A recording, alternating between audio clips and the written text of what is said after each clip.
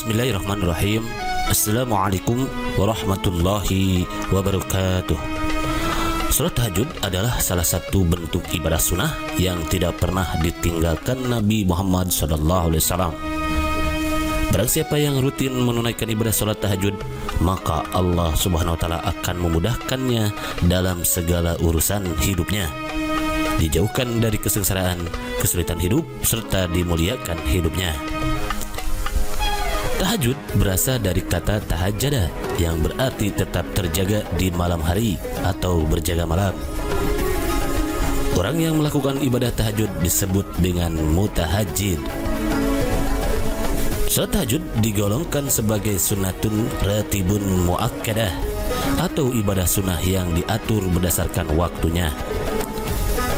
Ada banyak ayat di dalam Al-Quran yang mendorong ibadah malam ini dan ayat-ayat lain yang menunjukkan ibadah semacamnya, namun ibadah ini harus tetap dilakukan dengan ikhlas tanpa paksaan karena hukumnya sunnah.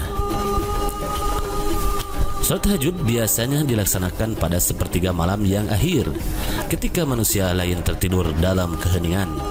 Meskipun sholat ini adalah amalan sunnah, namun Allah SWT menjanjikan banyak kebaikan dalam ibadah ini. Sebagaimana firman Allah yang terdapat di dalam surat Az-Zariyat ayat 17-18, di mana Allah SWT berfirman, "Kanu qalilan minal laili ma yahjaun wa bil ashari hum yastaghfirun." Mereka sedikit sekali tidur di waktu malam dan selalu memohonkan ampunan di waktu pagi sebelum fajar. Quran Surat Az-Zariyat ayat 17-18. Lebih lanjut, dalam Surat Al-Mujamiyah Allah SWT berfirman, "Ya ayyuhal muzammil qumil laila illa qalila nisbahu aw inqus minhu qalila aw zid alaihi warattilil qur'ana tartila." Hai orang-orang yang berselimut, bangunlah pada sebagian malam untuk sholat, separuhnya atau kurangi atau lebihi sedikit dari itu, dan bacalah Al-Quran dengan tartil. Quran Surat Al-Muzammil ayat 1-4. Inilah beberapa ayat yang mendorong kita untuk selalu senantiasa melaksanakan tahajud, karena tahajud adalah sebaik-baik sholat setelah sholat wajib. Dari Abu Hurairah, Rasulullah SAW bersabda, "Afdalus siyamu ba'da syahri Ramadan syahrullahil muharram wa afdus salati ba'dal faridah salatul lail." Sebaik-baik puasa setelah puasa Ramadan adalah puasa pada bulan Allah, yakni bulan Muharram. Sebaik-baik sholat setelah sholat wajib adalah sholat malam. Hadis riwayat Muslim nomor 1163. Imam Nawawi dalam Syarh Muslim menjelaskan mengenai hadis ini. Beliau rahimahullah mengatakan, ini adalah dalil dari kesepakatan ulama bahwa sholat malam lebih baik dari sholat sunnah di siang hari. Beliau juga mengatakan bahwa sholat malam lebih baik dari sholat sunnah rawatib.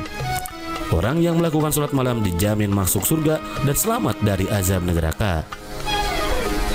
Dari Abdullah bin Salam radhiyallahu an, Rasulullah SAW bersabda, "Ya ayuhan nas, ibshus salam, wasilul arham, wa at'imut ta'am, wa sallu bil laili wan nasu qiyam, tadkhulul jannata bis salam."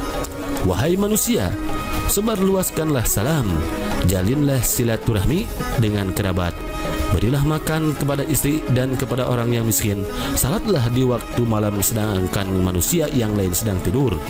Tentu kalian akan masuk ke dalam surga dengan penuh keselamatan. Hadis riwayat Tirmizi nomor 2485.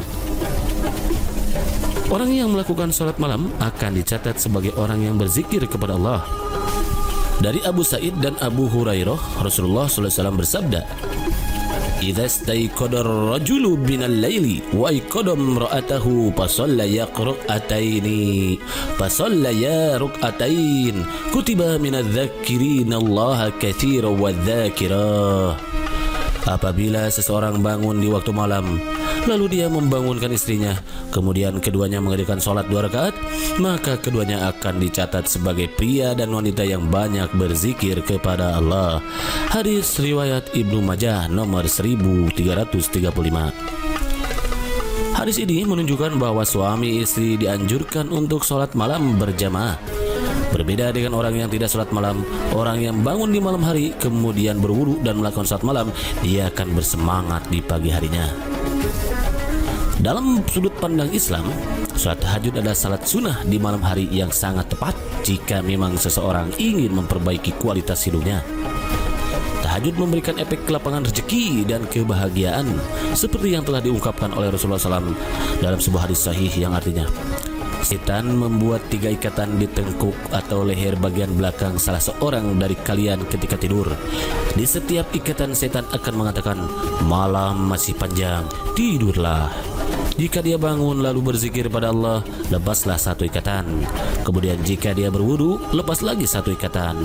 Kemudian jika dia mengerjakan sholat, lepaslah ikatan terakhir. Di pagi hari dia akan bersemangat dan bergembira.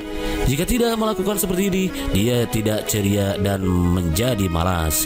Hadis riwayat Bukhari nomor 1142 dan Muslim nomor 776.